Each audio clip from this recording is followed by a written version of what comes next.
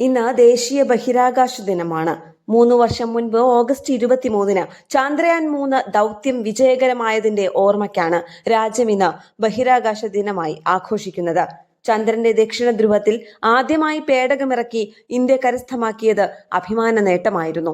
2023 August 23-നാണ് Chandrayaan 3 soft landing നടത്തിയത്.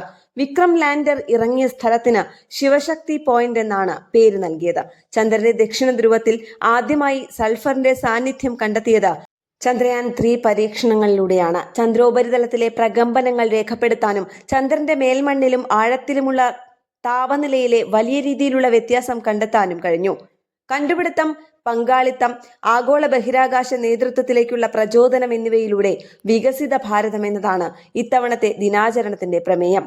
ഇത്തവണ ദേശീയ ബഹിരാകാശ ദിനാചരണം നടക്കുന്നത് ഇന്ത്യൻ ബഹിരാകാശ ഗവേഷണത്തിന്റെ പിതാവായ വിക്രം സാരാഭായിയുടെ ജന്മസ്ഥലമായ ഗുജറാത്തിലെ അഹമ്മദാബാദിലാണ്. ആഘോഷങ്ങൾ ഇന്ത്യയുടെ യുവമനസ്സുകളെ പ്രചോദിപ്പിക്കട്ടെ എന്ന് ISRO chairman doctor V Narayanan പറഞ്ഞു. നാഷണൽ ഡെസ്ക്, കേരള പ്രണാമം.